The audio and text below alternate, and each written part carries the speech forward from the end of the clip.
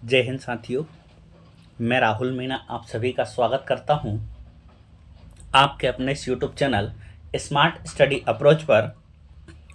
साथियों, जैसा कि आप सभी जानते हैं कि हम पढ़ रहे हैं मध्य प्रदेश का सामान्य अध्ययन, और मध्य प्रदेश की सामान्य अध्ययन की इस कड़ी में आज हम एक ऐसे टॉपिक पर बात करेंगे जो करंट जो कंडीशन है उसके लिए काफ़ी महत्वपूर्ण है, जो कि हमारी मध्य प्रदेश सरकार द्वारा इसे लाया गया है। यह एक नीति है जिसके बारे में हम जानेंगे, क्योंकि हमारा उद्योग वाला टॉपिक चल रहा है। तो उसी में हम जो आज का टॉपिक पढ़ेंगे वह रहेगा मध्य प्रदेश की नवीन औद्योगिक संवर्धन नीति 2025।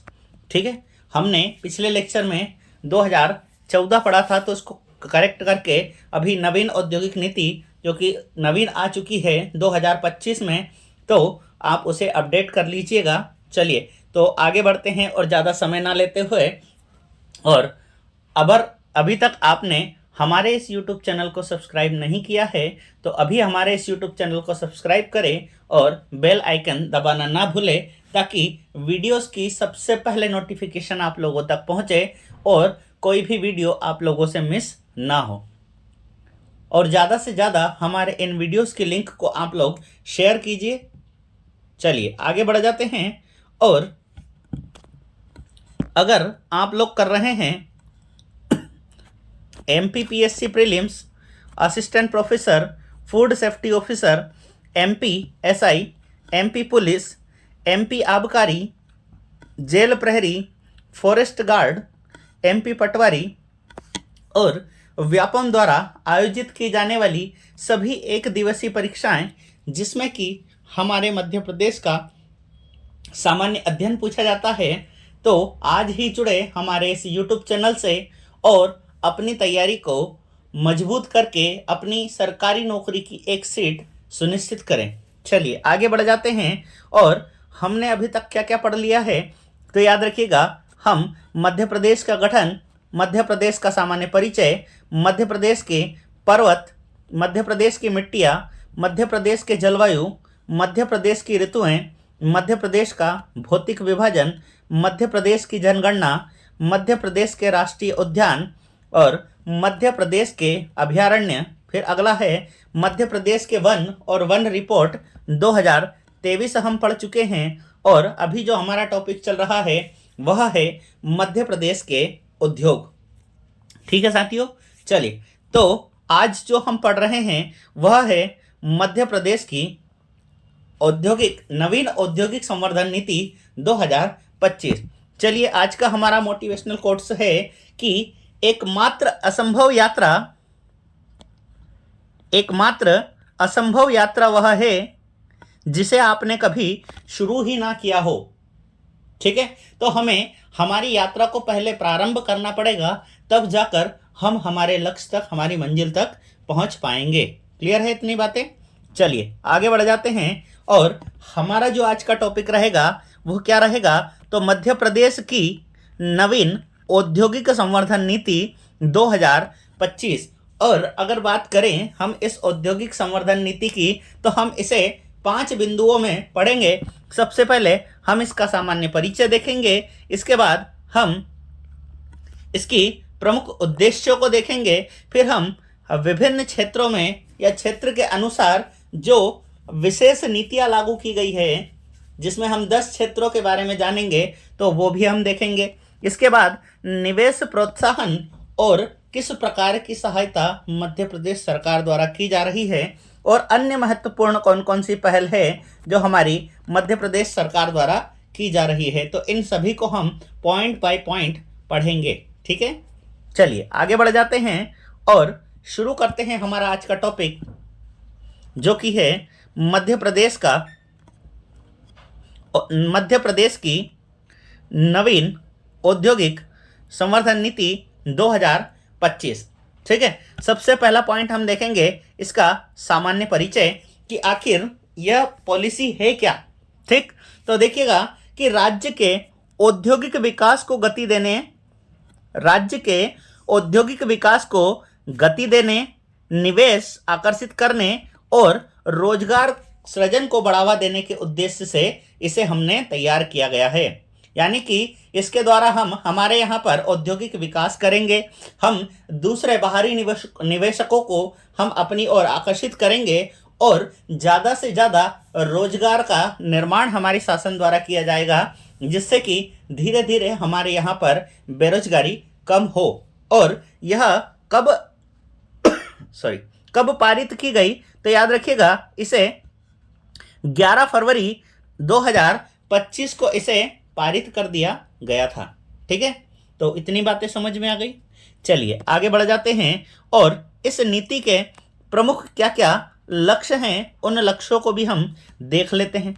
ठीक, तो इसके प्रमुख उद्देश्य क्या क्या हैं। तो पहला जो उद्देश्य है वो ये है कि वर्तमान में जो 2.9 लाख करोड़ रुपए, कितने 2.9 लाख करोड़ रुपए की जो राज्य की जीडीपी में, जो राज्य की जीडीपी यानी ग्रोस डोमेस्टिक प्रोडक्ट में या सकल घरेलू उत्पाद में जो उद्योगों का योगदान है, अभी वर्तमान में कितना है, तो 2.9 लाख करोड़ रुपए हैं और इसे 2030 तक बढ़ाकर कितना करना है, तो 6 लाख करोड़ रुपए हमें इसे करना है। क्लियर है इतनी बातें। चलिए दूसरा क्या है इसका उद्देश्य कि अगले 5 वर्षों में 20 लाख नए रोजगार उपलब्ध करवाना या नए रोजगारों को सृजित करने का काम भी इस नीति का प्रमुख उद्देश्य है। ठीक है, फिर अगला है कि निवेशकों के लिए एक मजबूत और सरल औद्योगिकी पारिस्थितिकी तंत्र का निर्माण करना। यानी कि जो निवेशक आएंगे तो उनके लिए एक तो मजबूत ढांचा होना चाहिए और सरल सुविधा युक्त ढांचा होना चाहिए, ताकि वो लोग यहाँ उस वातावरण में ढल सके और उद्योगों का विकास हमारे यहाँ पर हो सके। ठीक है, इसके बाद में हमने हमारे पर्यावरण को भी ध्यान में रखा है और पर्यावरणीय रूप से सतत और संतुलित क्षेत्रीय औद्योगिक विकास को बढ़ावा देना।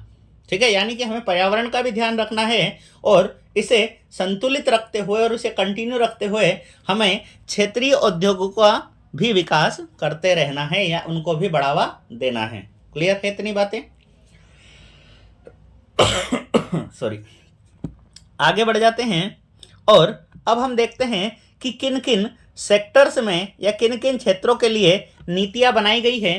तो देखिए हमारी जो 2025 की औद्योगिक संवर्धन नीति है, इसके अंतर्गत हमने 10 विशिष्ट सेक्टर्स के लिए नीतियां स्वीकृत की है। तो वो 10 कौन कौन से सेक्टर हैं, तो देखिएगा पहला जो सेक्टर है हमारा वह है कृषि, डेयरी और खाद्य प्रसंस्करण उद्योग। ये हमारा कौन सा पहला सेक्टर हो गया, यानी इस क्षेत्र के लिए नीतियां बनाई। तो क्या नीतियां बनाई, तो देखिएगा कि विद्युत टैरिफ में 1 रुपये प्रति यूनिट की छूट, यानी कि जो बिजली का बिल रहे यहाँ शासन द्वारा छूट दी जाएगी, तथा गुणवत्ता प्रमाणन के लिए 50% या फिर 5 लाख रुपए, यानी कि इनमें से दोनों में से जो भी कम होगा उसको उसकी छूट दी जाएगी या शासन की तरफ से इतना छूट या सहायता दी जाएगी 50% की या 5 लाख की, पर दोनों में से जो कम होगा वो दिया जाएगा। ठीक, बात समझ में आ गई। चलिए आगे बढ़ जाते हैं और अगला है हमारा टेक्सटाइल नीति। तो टर्म लोन पर 5% ब्याज का अनुदान। ठीक, यानी कि अधिकतम कितने, तो 50 करोड़ रुपए तक का अनुदान और प्रशिक्षण संस्थानों की स्थापना पर 25% या 50 लाख रुपए तक की सहायता हमारे सरकार द्वारा उपलब्ध करवाई जाएगी। ठीक, अनुदान मतलब छूट होता है, कुल मिला के हम कह सकते हैं। ठीक है, चलिए आगे बढ़ जाते हैं और अगला जो हमारा सेक्टर रहेगा वह रहेगा परिधान,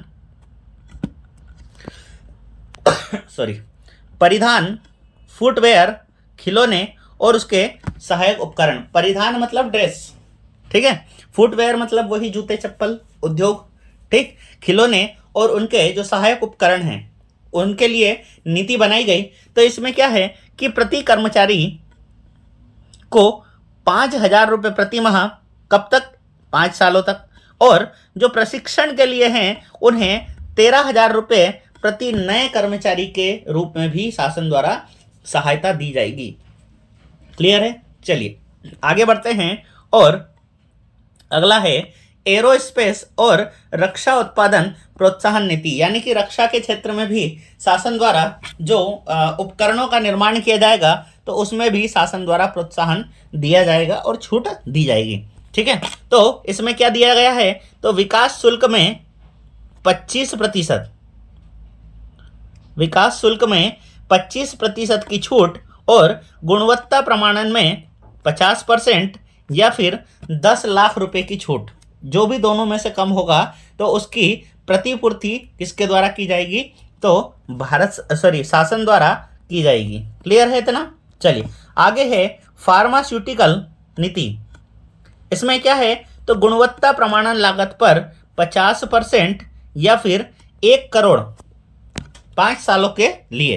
ठीक है, और परीक्षण सुविधाओं की स्थापना में 50% का जो पूंजीदान है वो किसके द्वारा, यानी 50% जो पैसा है वो कौन खर्च करेगी? तो भारत सरकार या हमारे राज्य सरकार इस पर खर्च करेगी। ठीक है, चलिए आगे बढ़ जाते हैं। और अगला आता है बायोटेक्नोलॉजी नीति।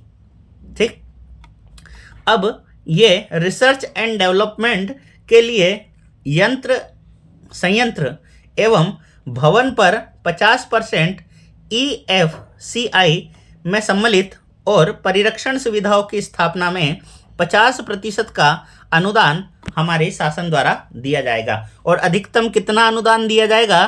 तो याद रखिएगा, अधिकतम 1 करोड़ रुपए का अनुदान शासन द्वारा बायोटेक्नोलॉजी क्षेत्र के अंतर्गत, इसकी नीति के अंतर्गत दिया जाएगा। ठीक है, अब अगला आता है मेडिकल डिवाइसेस नीति।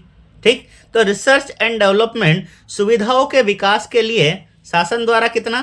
50% EFCI में सम्मिलित और परीक्षण सुविधा की स्थापना पर 50% का अनुदान भी शासन द्वारा दिया जाएगा। क्लियर है? चलिए आगे बढ़ जाते हैं। और अब देखते हैं अगला ईवी विनिर्माण नीति, यानी कि जो इलेक्ट्रिक व्हीकल्स है तो उसकी बैटरी परीक्षण सहित को EFCI के अंतर्गत मान्यता दी जाएगी और गुणवत्ता प्रमाणन के लिए 50% या 1 लाख रुपये प्रति मॉडल और अधिकतम 10 लाख रुपये प्रति मॉडल की सहायता किसके द्वारा की जाएगी? तो हमारे शासन द्वारा की जाएगी। ठीक है, चलिए आगे बढ़ते हैं। और अगला जो हमारा बिंदु रहेगा वह रहेगा नवीकरणीय ऊर्जा उपकरण विनिर्माण नीति। ठीक, अब इसके भी विकास शुल्क में 50% की छूट और गुणवत्ता प्रमाणन में 50% या 1 लाख रुपए, दोनों में से जो भी कम होगा तो उसकी वो कौन देगी? तो हमारी सरकार इसको मुहैया करवाएगी। क्लियर है? चलिए आगे बढ़ जाते हैं। और हमारा लास्ट और 10वां पॉइंट क्या रहेगा? तो हाई वैल्यू एंड विनिर्माता नीति। ठीक, तो प्रशिक्षण और कौशल विकास के लिए, यानी कि रिसर्च और डेवलपमेंट डिपार्टमेंट के लिए 13,000 रुपये प्रति नए कर्मचारी। कितने सालों के लिए? 5 सालों के लिए। और गुणवत्ता प्रमाणन लागत का 50% या 1 लाख रुपये, जो भी कम होगा वह शासन द्वारा मुहैया करवाया जाएगा। क्लियर है इतनी बातें? चलिए फिर हम देखते हैं कि निवेश प्रोत्साहन और सहायता सरकार द्वारा क्या की जा रही है। ठीक, तो निवेश आधारित जो प्रोत्साहन है उसमें सरकार क्या कर रही है? तो देखिएगा, 50 से लेकर तो 150 करोड़ के निवेश पर 40% और 200 करोड़ के निवेश पर अतिरिक्त रियायतों के साथ 32% तक का प्रोत्साहन किसके द्वारा दिया जाएगा? तो हमारे प्रदेश की सरकार द्वारा दिया जाएगा। ठीक है, फिर अगला है बिजली पर छूट, यानी कि जो बिजली बिल आएंगे उन पर भी निवेशकों को विशेष छूट का लाभ यहाँ मिलेगा ताकि वे अपना विनिर्माण का कार्य आसानी से कर सकें। ठीक है। और लास्ट क्या रहेगा इसमें, तो प्रबंधन और बुनियादी ढांचे के लिए सहायता, तो प्रबंधन सहायता के लिए तो 10 करोड़ रुपए और बुनियादी सहायता के लिए 5 करोड़ रुपए की सहायता हमारे सरकार द्वारा की जा रही है। ठीक है, चलिए इसके अलावा और अन्य क्या क्या पहल हमारे शासन द्वारा की गई है, तो देखिए निर्यात नीति 2025। ठीक, तो इसमें क्या है कि निर्यातकों को पंजीकरण, बीमा, भाड़ा, विपणन और वित्तीय सहायता प्रदान करने के लिए विभिन्न प्रावधान सरकार ने किए हैं। ठीक, इसके बाद अगला है सूक्ष्म लघु और मध्यम MSME और स्टार्टअप नीति 2025। तो इसमें क्या करा कि जो लघु उद्योग है या सूक्ष्म उद्योग है सॉरी उद्योग है और स्टार्टअप्स के लिए के विकास के लिए विशेष प्रोत्साहन और सहायता हमारे शासन द्वारा दिया जाएगा। ठीक, फिर अगला है एकल खिड़की प्रणाली। इसका क्या मतलब होता है कि निवेशकों के लिए जो भी आवश्यक अनुमतियां हैं और जो सेवाएं हैं वो सभी के सभी एक ही जगह पर, एक ही पोर्टल पर उपलब्ध करवाई जाएगी। तो किसके माध्यम से उपलब्ध करवाई जाएगी, तो याद रखिएगा यह एकल खिड़की प्रणाली के माध्यम से यह उपलब्ध करवाई जाएगी। ठीक है, फिर अगला है औद्योगिक पारिस्थितिकीय तंत्र। ठीक, तो इसमें क्या है कि राज्य में उद्योगों के लिए, उद्योग लगाने के लिए जो भूमि है, ठीक है, यानी कि जो जमीन है, बिजली है, जो भूमि है, ठीक है, यानी कि जो जमीन है, बिजली है, जल है और अन्य सुविधाएं, इनको सुनिश्चित करने का दायित्व भी किसका रहेगा, तो प्रदेश सरकार का रहेगा। तो अगर हम देखें कि इस औद्योगिक संवर्धन नीति का निष्कर्ष क्या निकलता है, यानी कि उसके लाने का मुख्य उद्देश्य क्या है, तो देखिएगा इस नीति का उद्देश्य मध्य प्रदेश को एक प्रमुख औद्योगिक हब के रूप में स्थापित करना है और जिससे कि राज्य में आर्थिक विकास और रोजगार के अवसरों की वृद्धि हो सके। यानी कि कुल मिलाकर हम यहाँ पर ज़्यादा से ज़्यादा जो निवेशक है उन्हें अपनी ओर प्रोत्साहित करेंगे, आकर्षित करेंगे। तो वो जो है क्या बोलते हैं अपन, निवेशक, वो यहाँ पर आएंगे। तो इसके कारण क्या है कि हमारा जो मध्य प्रदेश है एक औद्योगिक हब के रूप में जाना जाएगा और साथ में हमारे यहाँ का जो आर्थिक विकास है, इकोनॉमिकल जो कंडीशन है, उसमें भी इम्प्रूवमेंट होगा। और जब यहाँ पर फैक्ट्रियाँ होंगी, उद्योग होंगे, तो ज़्यादा से ज़्यादा लोगों को रोजगार के अवसर भी प्राप्त होंगे। तो ये थी पूरी हमारी औद्योगिक संवर्धन नीति, या कह सकते हैं कि नवीन औद्योगिक संवर्धन नीति 2025। तो उम्मीद करता हूँ कि आप सभी लोगों को, क्योंकि इसमें डाटा बहुत है, आंकड़ा बहुत है, तो इसे आप 2-4 बार देखेंगे तो आप लोगों को धीरे धीरे ये समझ में आ जाएगा। तब तक के लिए अपना ख्याल रखिएगा। भारत माता की जय, वंदे मातरम, जय हिंद, जय श्री महाकाल।